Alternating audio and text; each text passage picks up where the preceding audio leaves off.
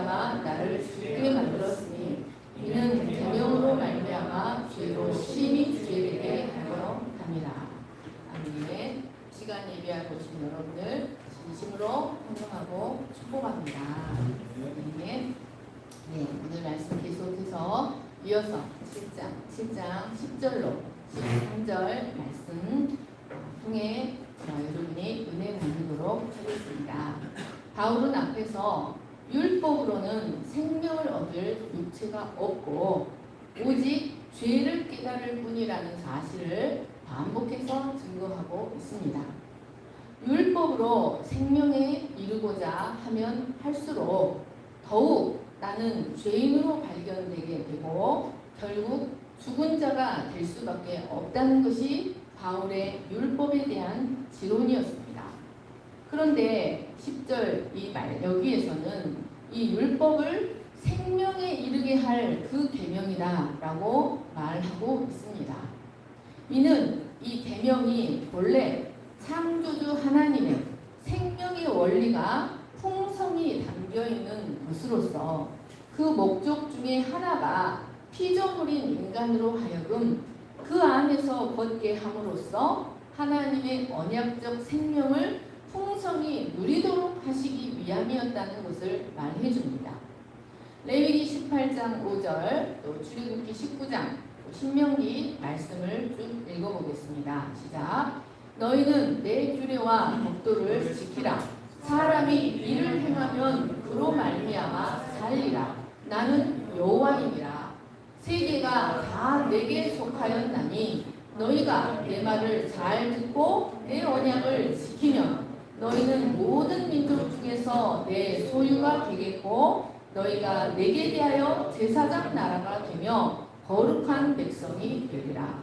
이스라엘아, 이제 내가 너희에게 가르치는 규례와 법도를 듣고 준행하라. 그리하면 너희가 살 것이요 너희 조상의 하나님 여호와께서 너희에게 주시는 땅에 들어가서 그것을 얻게 되리라. 너희 하나님 여호와께서 너희에게 명령하신 모든 도를 행하라. 그리하면 너희가 살 것이요 복이 너희에게 있을 것이며 너희가 차지한 땅에서 너희의 날이 길리라.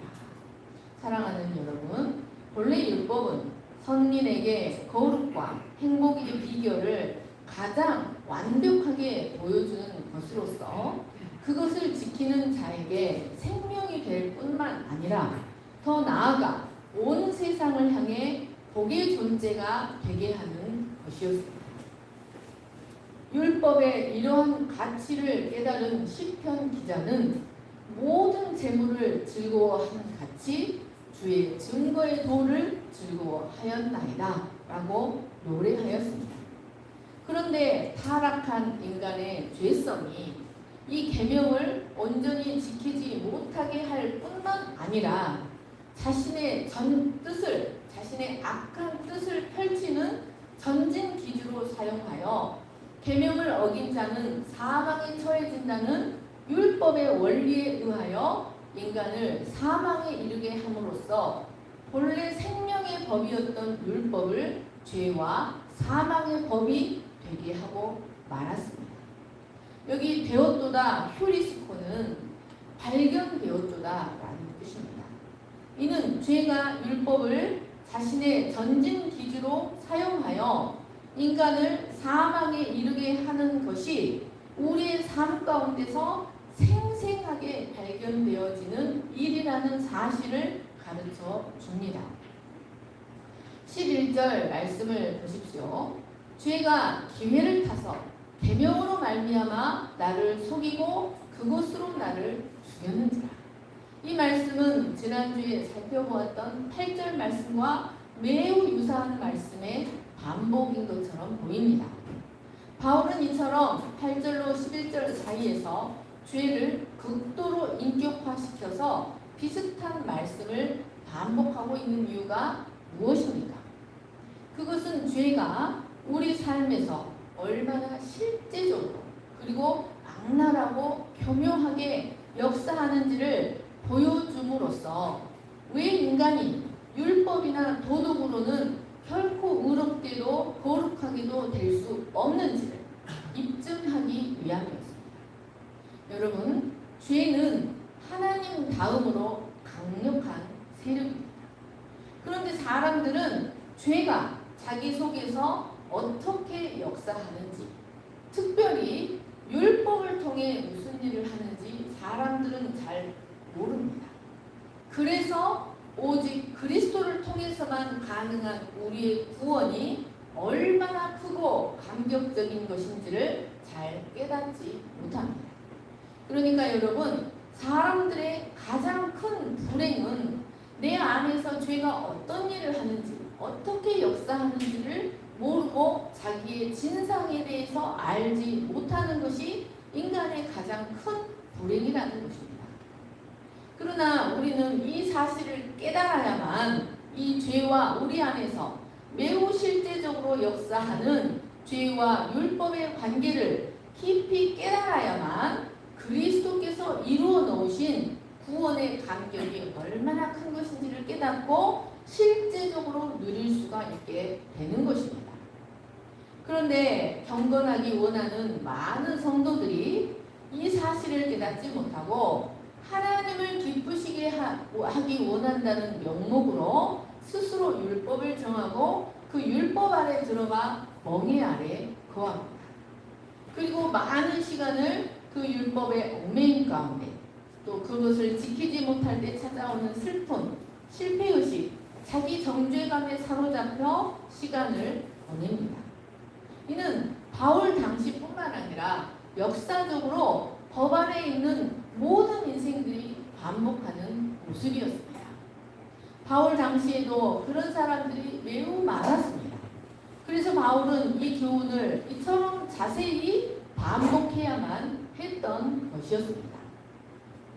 그런데 이 11절 말씀이 8절 말씀과 약간 다른 것은, 이 11절 말씀은 죄가 사람을 어떻게 속이는지 그 교활한 기만성에 대해서 이야기하고 있다는 것입니다. 여러분, 우리는 역사적 기록이나 주변 사람들의 삶의 모습을 통해서 죄의 결국이 무엇인지를 너무나 잘 알고 있습니다. 그럼에도 불구하고 인류 역사에는 언제나 죄가 반복되고 죄는 더욱 넘쳐나고 있습니다. 그것은 바로 인간을 속이는 죄의 기만성 때문입니다. 여기 속이고 엑세파테세는 철저하게 속였다, 완전히 길을 잃게 만들었다라는 뜻입니다. 그런데 여러분, 이 엑세파테세는 태초에 뱀이 하와를 깨었다는 말로도 사용된 단어입니다. 그러므로 여기에 나는 태초에 하와까지 거슬러 올라가는, 즉 모든 인류에게 해당되는 개념이라고 할 수 있습니다. 창세기 3장 1절 13절, 고린도후서 11장 3절을 보십시오. 그런데 뱀은 여호와 하나님이 지으신 들짐승 중에 가장 간교합니다. 여호와 하나님이 여자에게 이르시되 네가 어찌하여 이렇게 하였느냐. 여자가 이르되 뱀이 나를 꿰므 내가 먹었나이다. 뱀이 나를 속였다는 것입니다. 뱀이 그 관계로 하와를 미혹한 것 같이 너희 마음이 그리스도를 향하는 진실함과 깨끗함에서 떠나 부패할까 하노라. 죄는 이처럼, 마귀는 이처럼 인간을 속이고 교활하게 미혹하는 일을 합니다. 그러면 죄는 과연 어떻게 인간을 속일까요?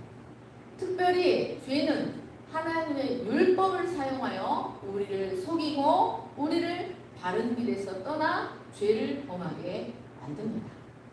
첫째로 죄는 바리새인들에게 그랬던 것처럼 악한 행동을 하지 않는 한 죄가 되지 않는다고 속입니다. 어떤 악한 행동을 하지 않는 한 율법을 잘 지키고 있다고 믿게 함으로써 많은 유대인들을 속였던 것입니다. 그래서 바울은 자신이 율법의 의로는 흠이 없는 자라고 믿었던 것이었습니다. 하지만 이것은 철저히 사탄에게 속은 것이었습니다. 그는 바로 이런 거짓 확신 때문에 율법을 거스른다고 생각하는 교회를 박해하는 일에 앞장섰던 것이었습니다. 그가 자신의 의로는 율법의 의로는 흠이 없는 자라고 믿었던 것, 교회를 박해했던 것 모두 사탄에게 속은 것이었습니다. 죄가 율법으로 바울과 유대인들을 철저히 속여 하나님의 구속의 역사를 배양하게 한 것이었습니다. 그런데 오늘날에도 죄는 법 아래 있는 많은 사람들에게 행동으로 옮기지 않는 한 악이 아니라고 속입니다. 그래서 자신은 하나님 앞에 심판받을 죄인이 아니라고 믿게 함으로써 복음을 대적하고 생명의 길과는 완전히 다른 길을 가게 만듭니다. 두 번째로 죄는 사람이 이런 죄의 속임수에 빠져 죄를 짓고 그 양심에 이제 율법이 역사하기 시작하면 그 전술을 바꾸어 다른 말로 사람을 속입니다. 그것은 이제 네가 거룩하고 의로운 율법을 어겼으니 너는 이제 소망이 없어 라고 말하는 것입니다.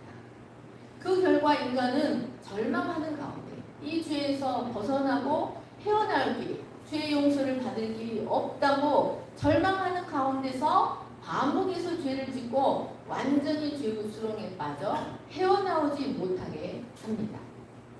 세 번째로 죄는 어떤 자들을 향해서는 죄가 넘치는 곳에 은혜가 더욱 넘치는 법이니 전혀 염려할 필요도 없고 무엇을 행해도 문제될 것이 없다라고 말함으로 속입니다.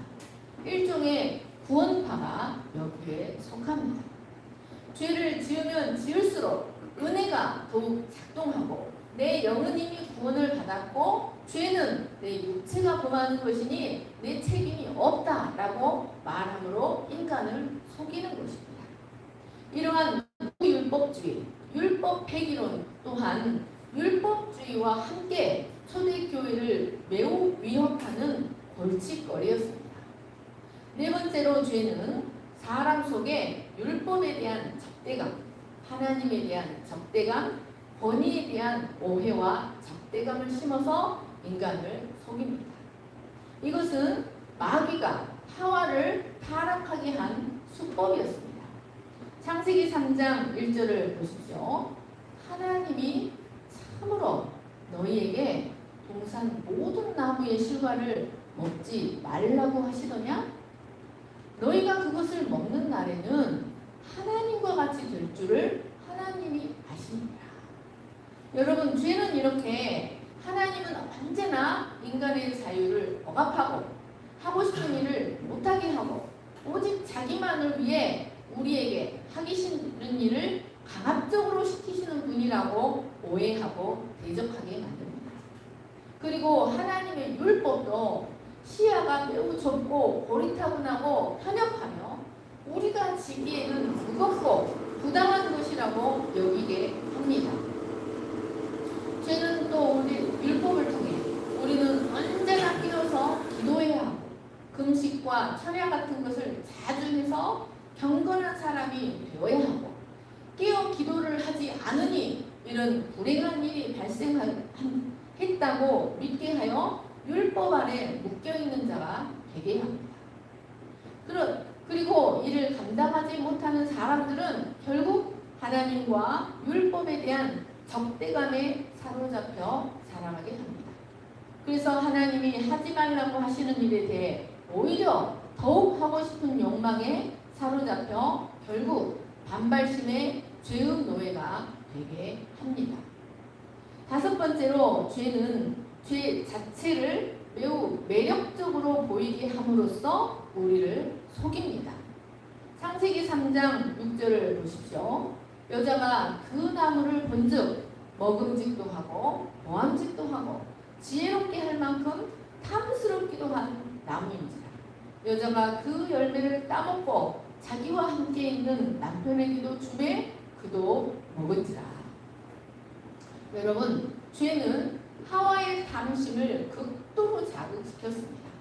그래서 하나님께서 금하신 나무가 먹지 않고는 배길 수 없을 정도로 매력적으로 보이도록 속였습니다. 이처럼 죄는 우리로 하여금 자유스럽게 성을 즐기고 물질적 안락을 추구하고 오직 자기를 위해 사는 이 세상의 삶이 너무나 그럴듯하게 보이게 합니다. 하지만 죄는 그 이면에 감추인 고통, 죄의 쓴 열매로 인한 후회와 절망, 하나님의 공의의 심판에 대해서는 결코 말하지 않습니다. 여섯 번째로 죄는 결국 하나님의 말씀을 완전히 바꾸어 버림으로써 인간을 속입니다. 에덴 동산에서 계명을 통해 하와의 탐심을 부추겼던 마귀는 이제 그 계명을 완전히 바꾸어 버림으로써 하와를 속였습니다. 하나님은 선악을 알게 하는 나무를 먹는 날에는 반드시 죽을 것이라고 하셨는데 사탄은 흔들리는 여자를 향해 너희가 결코 죽지 아니하리라 라고 말씀을 완전히 바꾸어 버렸던 것입니다. 이는 오늘날도 마찬가지입니다. 그러나 마귀에게 속임당한 아담과 하와는 결국 하나님의 말씀대로 죽음에 이르고 말았습니다. 죄는 이처럼 교활함 가운데 율법을 가지고 인간을 철저하게 복잡하게 속여서 마침내 죽음의 길로 인도합니다. 그러면 이렇게 죄에게 이용당하는 계명은 그 자체로 악한 것입니까? 12절 말씀을 보십시오. 이로 보건대 율법은 거룩하고 계명도 거룩하고 의로우며 선하다. 여러분 이 말씀이 원문에는 호스테, 호, 맨, 노모스 이로 보건대 진실로 율법은 거룩하고 계명도 거룩하고 의로우며 선하다. 진실로 율법은 거룩하다라고 되어 있습니다. 여기 율법은 율법 전체를 말하고 계명은 율법 속에 포함된 개개의 법들을 말합니다. 그러니까 율법은 상세한 계명들 하나하나에 이르기까지 모든 계명이 다 거룩하고 의롭고 선하다는 것이 바울의 율법관입니다. 우리가 율법에 대하여 죽어야 한다고 해서 율법이 불완전하거나 율법이 악한 것이 아니라 율법은 거룩하고 의로우며 선하다는 것입니다. 거룩하다는 말은 세상 것과 완전히 다르다, 차원이 다르다, 순수하고 완전하다, 하나님께 봉헌된 것이다 라는 뜻입니다. 여러분 율법주의자들은 바울이 율법이 죄다 라고 말한다고 비난하였습니다. 그러나 바울은 이 율법은 죄나 악과는 전혀 차원이 다른 거룩한 것이라고 말하고 있습니다. 그것은 바로 이 율법이 거룩하신 하나님의 뜻과 하나님의 성품을 반영하고 있기 때문입니다. 여러분, 법의 가치는 입법자가 누구인가에 따라서 그 법의 가치가 달라집니다. 그리고 모든 법은 입법자의 성품과 뜻을 반영합니다. 그러면 율법의 입법자는 누구입니까? 바로 하나님이십니다. 그리고 그것은 하나님의 성품과 하나님의 뜻을 반영하고 있습니다. 그래서 율법을 하나님의 법이라고도 말합니다. 그런데 여러분, 이 하나님에 대한 성경의 가장 기본적인 진술이 무엇입니까? 그것은 바로 하나님은 거룩하시다. 이 말은 하나님은 인간과 차원이 다르다. 우리는 땅에 거하고 하나님은 하늘에 거하시다. 여기 땅과 하늘은 공간적인 개념이 아닙니다. 하나님은 인간과 차원이 다른 존재이십니다. 여러분, 그러므로 이 하나님의 법인 율법도 인간의 죄나 악과는 차원이 다를 뿐만 아니라 이 세상의 법과도 완전히 구별된 아주 독보적인 거룩한 것일 수밖에 없습니다. 그래서 다윗은 이 율법의 거룩성을 이렇게 노래했습니다. 시편 19편 7절로 11절입니다. 여호와의 율법은 완전하여 영혼을 소성시키고 여호와의 증거는 확실하여 우둔한 자를 지혜롭게 하며 여호와의 교훈은 정직하여 마음을 기쁘게 하고 여호와의 계명은 순결하여 눈을 밝게 한다. 여호와를 경외하는 도는 정결하여 영원까지 이르고 여호와의 법도 진실하여 다 의로우니 금 곧 많은 순금보다 더 사모할 것이며 꿀과 송이꿀보다 더 달도다. 또 주의 종이 이것으로 경고를 받고 이것을 지킴으로 상이 큽니다. 여러분, 율법은 그 세부적인 계명에 이르기까지 모두 거룩하신 하나님의 뜻, 하나님의 사상, 하나님의 세계관이 들어있습니다. 온 우주를 그의 뜻대로 경영하시는 하나님의 뜻은 인간들의 사상과 인간들의 세계관과는 본질적으로 다릅니다. 그런데 이 율법이 거룩한 이유는 바로 이 하나님의 뜻이, 하나님의 세계관이 들어있을 뿐만 아니라 율법이 그 무엇보다도 거룩한 이유는 바로 하나님의 가장 큰 뜻이 무엇입니까? 거기에 인류를 위한 참 생명의 길인 예수 그리스도가 계시되어 있기 때문에 이 율법이 독보적이고 거룩한 것입니다. 디모데후서 3장 15절을 보십시오. 또 어려서부터 성경을 알았나니 성경은 능히 너로 하여금 그리스도 예수 안에 있는 믿음으로 말미암아 구원에 이르는 지혜가 있게 하느니라. 여러분, 여기 성경이 무엇입니까? 이 바울이 디모데에게 보내는 편지에 말하고 있는 성경이 무엇입니까? 바로 구약 성경을. 이때는 신약 성경이 만들어지지 않았습니다. 구약 성경을 말하고 있는 것입니다. 율법을 말하고 있는 것입니다. 여러분, 율법이 독보적으로 거룩한 이유는 무엇보다도 그 안에 예수 그리스도로 말미암은 구원의 길, 생명의 길이 계시되어 있기 때문에 이 율법이 거룩한 것입니다. 인간으로 하여금 영생에 이르는 지혜를 주는 책은 이 율법밖에 없습니다. 그런데 이토록 거룩한 율법을 거룩하지 못한 인간들이 영어로 읽어내지 못하고 문자적으로만 읽고 그것을 문자적으로만 지켜내려 하기 때문에 오히려 그것을 통해 죄가, 인간의 죄가 활성화돼 버리고 자신을 죽이는 죄의 기착점이 될 수밖에 없는 것입니다. 우리는 그것을 오직 영으로 읽을 때만이 그 안에 기록된 하나님의 뜻을 알고 그리스도를 통해 율법의 목적을 이루는 거룩한 존재들이 될 수 있습니다. 두 번째로 율법은 의롭습니다. 이 말은 곧다, 올바르다 라는 뜻입니다. 의로움이란 하나님의 거룩이 피조물에게 투영될 때 나타나는 삶의 양식입니다. 하나님의 거룩이 피조물인 우리에게 투영될 때 나타나는 삶의 양식으로서 하나님과 인간에게 마땅히 행할 바를 다 행하는 것을 말합니다.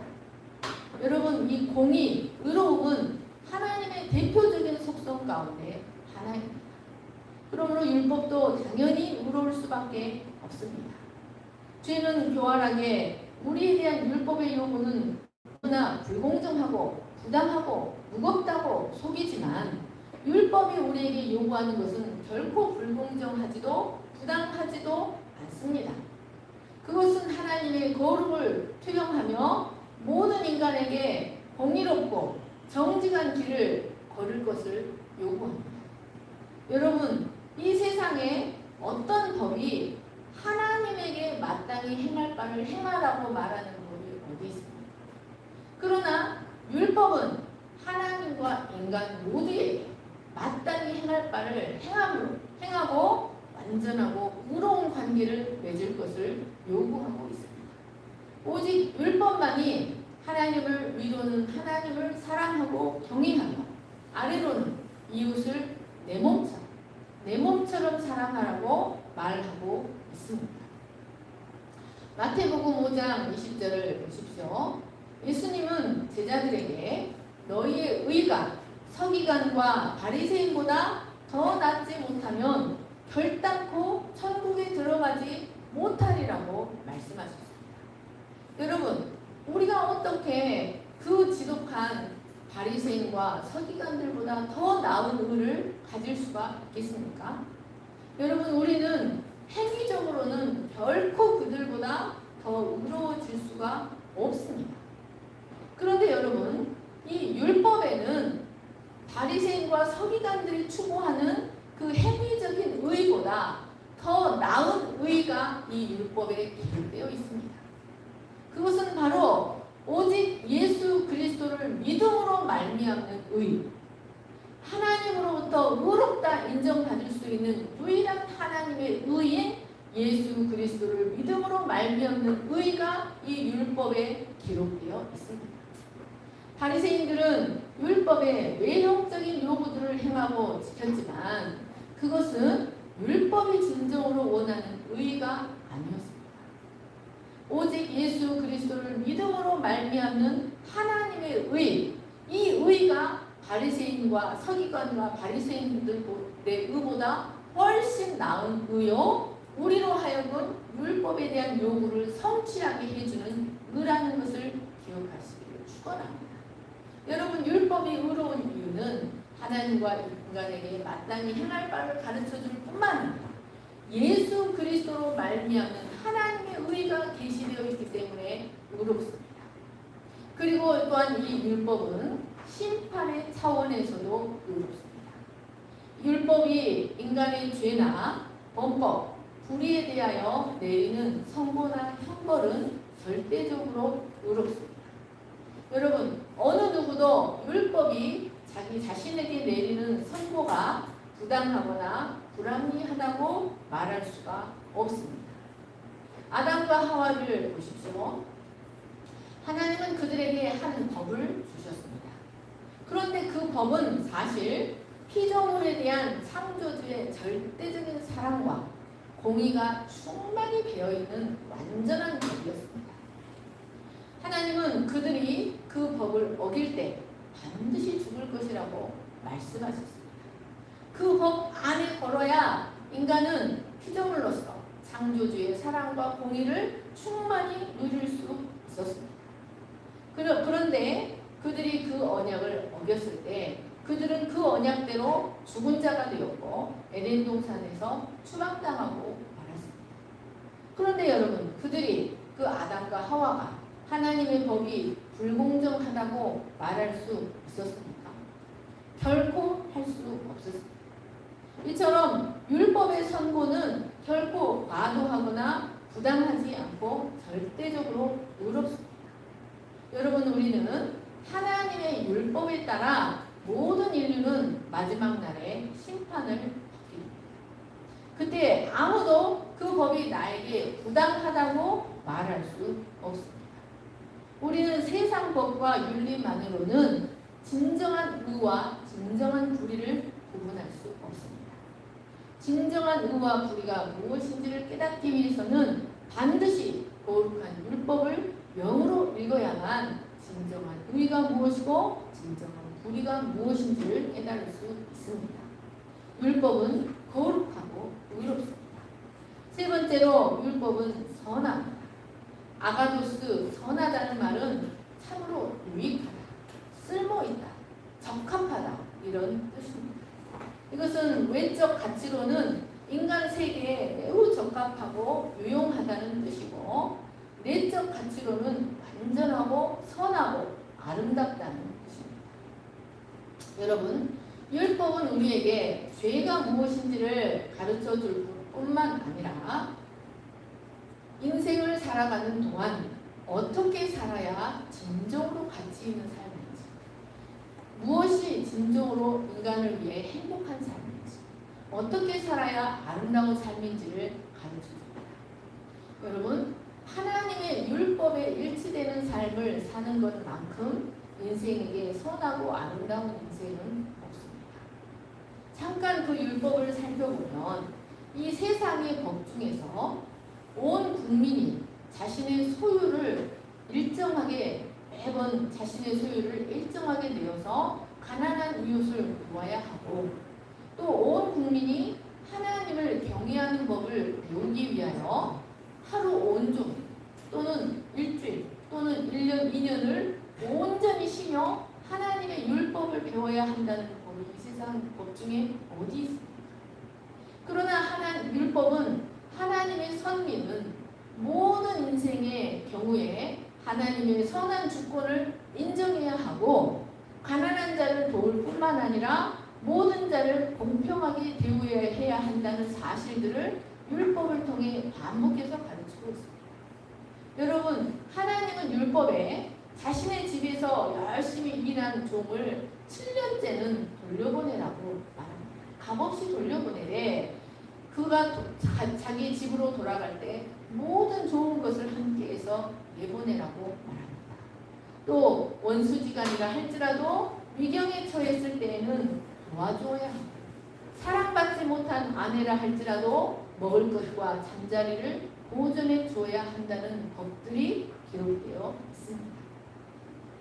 무엇보다도 율법에는 죄를 짓고 실패한 자들이 제사를 통해 하나님과 화목하게 되는 자비와 용서의 법이 기록되어 있습니다. 이렇게 율법은 절대적으로 선하신 하나님의 뜻이 계시되어 있어서 사람으로 진정한 선이 무엇인지를 알게 합니다. 하나님은 이스라엘이 이 율법을 통해 생명과 복의 길을 깨닫고 하나님께 영광 돌리는 삶, 언약적 축복을 풍성히 누리는 삶을 살아가기를 원하셨습니다. 13절 말씀을 보십시오. 그런즉 선한 것이 내게 사망이 되었느냐? 그럴 수 없느니라. 오직 죄가 드러나기 위하여 선한 그것으로 말미암아 나를 죽게 만들었으니 이는 계명으로 말미암아 죄로 심히 죄되게 하려 함이라. 여러분, 바울의 율법과는 그것은 철저히 거룩하고 의롭고 선하다는 것이었습니다. 그것은 전적으로 하나님께 속해 있으며 인류 보편적인 가치를 지녔고 인생들에게 절대적으로 선하고 유익하다는 것이 바울의 율법관이었습니다. 그런데 그것이 왜 인간에게 그만 죽음을 가져오는 것이 되고 말았습니까? 그것은 율법이 불완전하거나 악해서가 아니라 바로 인간 안에 있는 죄성 때문이었습니다. 그것은 완전하지만 인간의 죄성도 악하여 그 율법이 인간에게 사망이 되게 하고 말았다는 것입니다. 그래서 바울은 죄의 권능은 율법이다라고 말했습니다. 이 말은 죄가 율법을 통해서 인간 안에서 자신의 권능을 행사한다라는 의미입니다. 그런데 여러분, 그것은 사실 하나님께서 인간을 그리스도께로 인도하시기 위하여 무한하신 지혜 가운데 허용하신 하나님의 섭리였습니다. 죄가 율법을 자신의 전진 기지로 사용하도록 내어버려 두신 것은 하나님의 무한하신 지혜 가운데 하나님이 허용하신 섭리였다는 것입니다. 왜 그것이 하나님의 지혜요, 하나님의 섭리입니까? 인간 구원에 있어서 가장 큰 어려움은 바로 자신의 죄의 실체를 깨닫지 못한다는 것입니다. 내가 왜 죄인인지를 모르는 것이 인간 구원에 있어서 가장 큰 어려움이라는 것입니다.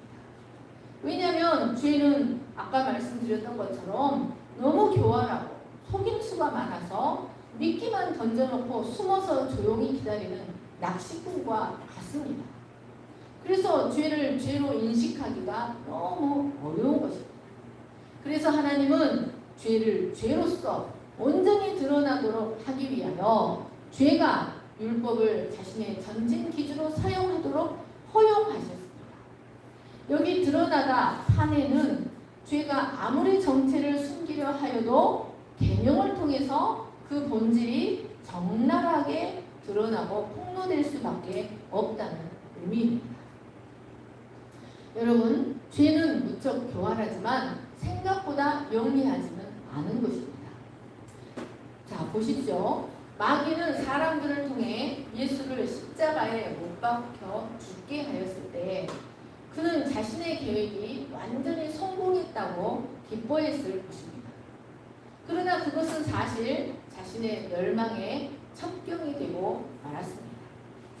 이와 같이 죄는 율법을 자신의 지렛목으로 사용하여서 인간으로 하여금 죄에 철저히 무너지게 하는 것처럼 보였지만 그것은 인간의 죄의 죄됨이 모두 드러나서 자신의 절망적인 상태를 직면하도록 도와주었습니다. 그리고 그 결과 그리스도께로 향하게 하는 첩경이 되고 말았습니다. 그래서 하나님은 바로 이러한 일을 위해서 죄가 율법을 자신의 전진기지로 마음껏 사용하도록 섭리 가운데 방임하셨다는 것이었습니다. 여러분, 그 실예가 바로 바울입니다. 그는 율법을 사용해서 자신이 의롭다고 확신하였고 율법을 사용해서 하나님의 교회와 성도들을 핍박하고 스데반을 죽이는 데까지 앞장섰습니다. 여러분, 이것은 하나님께서 섭리 가운데 방임하셨다는 것이었습니다. 그는 분기가 팽천하여 더욱 기세를 몰아 다메섹에 모여있는 성도들을 전멸하고자 다메섹으로 향했습니다. 그런데 그 도중에 빛으로 임하시는 그리스도를 만나게 되었고 그는 드디어 그 강렬한 빛 가운데서 들려오는 목소리에 의해 비로소 자신이 얼마나 무서운 죄를 범했다는 사실을 깨닫게 되었습니다. 율법에 근거하여 하나님을 위해 열심히 했던 그 일이 오히려 하나님의 아들을 박해했다는 사실을 깨닫게 되었던 것입니다. 그 결과 그는 사흘 동안 보지도 못하고 말문도 막히고 음식까지 전폐할 수밖에 없었습니다. 그의 모습은 살았으나 가히 죽은 자와 같았습니다. 여러분, 그의 모습을 한번 생각해 보십시오. 그의 모습은 보지도 먹지도 말하지도 못하는 모습이었습니다. 여러분, 이것은 무엇과 같습니까? 우상의 모습과 같습니다. 이것은 그가 진정으로 하나님을 섬기는 것이 아니라 여러분, 사람은 자기가 섬기는 신의 모습에 신의 형상으로 하나님이 인간을 하나님의 형상으로 만들었듯이 사람은 자기가 섬기는 신의 형상이 되어져 갑니다. 그런데 바울은 자신이 율법의 의로는 흠이 없는 자라고 생각을 했는데 그리스도의 빛 앞에서 드러나는 자신의 모습은 보지도 듣지도 말하지도 보지도 먹지도 말하지도 못하는 우상의 모습과 같았습니다. 이는 그가 진정으로 하나님을 섬긴 것이 아니라 율법을 우상 삼아 섬겼다는 사실이 증명되는 순간이었습니다. 이것이 바로 전에는 둘째가라면 서러울 정도로 율법 전문가였던 사람의 모습이었습니다. 그는 3일 동안 철저히 죽은 자가 되어서 자신이 율법에 대하여 얼마나 잘못 깨닫고 있었는지 하늘을 찌르는 교만과 잔혹함과 교활함의 지옥이 바로 자신에 있었다는 사실을 뼈저리게 깨닫게 되었습니다. 그런데 여러분, 이것이 그가 이렇게 율법에 속아서 그의 율법의 죄의 전진기지가 되도록 내어두셨던 것이 하나님의 섭리였다는 것입니다. 바로 이런 점 때문에 그는 빚진 자의 마음을 갖고 이방인의 사도가 되어서 복음을 온전히 분별하고 그 복음을 땅끝까지 전하는 충성스러운 사도가 될 수 있었습니다. 여러분, 말씀을 정리하겠습니다. 율법의 1차적인 기능은 무엇보다도 죄의 심히 죄됨을 드러나게 하는 것입니다. 그러나 유대인들은 그것을 구원과 성화의 수단으로 생각했습니다. 하지만 그것은 그들의 고통이요 내어버려 두심이요 형벌이었습니다. 여러분, 구원과 성화는 율법에 달린 것이 아니라 사람의 노력에 달린 것이 아니라 전적으로 하나님께 속한 은혜의 문제입니다. 하나님은 이 사실을 이미 에덴 동산에서 말씀하셨고 아브라함과 맺은 언약에서도 말씀하셨습니다. 하나님께서 아브라함과 맺은 은혜 언약을 그보다 최소 430년 아니 600년을 더 지난 후에 주어진 율법이 그 은혜 언약을 무효화시키지 못합니다. 이 율법은 이 은혜 언약을 더욱 확실하게 세우기 위해 주어지는 것입니다. 약속의 후손, 여자의 후손이 오기까지 인간의 범법함을 위해 주신 것이요 그리스도께로 인도하는 몽합 선생이 되게 하기 위해 은혜 언약을 견고하게 하기 위해 주신 것이라는 말씀입니다. 우리는 우리 안에 역사하는 죄의 본능, 심히 죄됨, 악의 속성 때문에 진정으로 율법의 요구가 우리의 삶에 이루어지도록 하기 위해서는 반드시 율법에 대하여 죽은 자가 되어야 한다는 사실을 깨달으시기를 간절히 축원합니다. 우리가 그리스도 안에서 율법에 대하여 완전히 죽고 새 사람으로 그리스도 안에서 부활했다는 사실을 믿으시기를 간절히 축원합니다. 제가 기도하겠습니다. 사랑과 은혜가 풍성하신 하나님 아버지, 이스라엘은 율법을 통해 하나님 앞에 의롭게 되고자 하였지만 그리스도의 피 앞에 드러나는 바울의 모습은 모든 유대인들이 바로 우상 숭배자와 같답니다.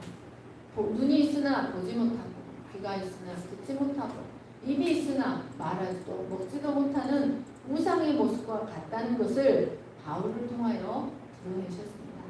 하나님께서 우리에게 율법을 주신 것은 우리가 얼마나 하나님 앞에 부정한 자요, 가증한 짐승과 같은 자요, 나병한 자, 유출병자와 같다는 사실을 깨닫고 유일하신 보혈 회복자이신 예수 그리스도께 나아가도록 하기 위해서 우리의 구원을 확실하게 하기 위해서 우리에게 율법을 주셨다는 것을 깨닫고 어떤 율법으로도 하나님 앞에 나아가려 하지 않고 오직 믿음으로 오직 성령을 의지하여 하나님 앞에 나아가는 저희들이 되게 하여 주시기를 간절히 기도합니다.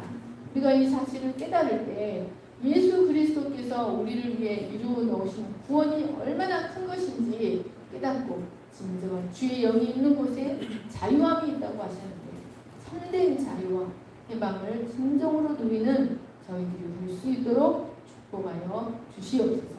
그래서 하나님의 율법이 우리의 삶 가운데 온전히 이루어져 가는 그런 삶이 될 수 있도록 축복하여 주시기를 간절히 기도합니다.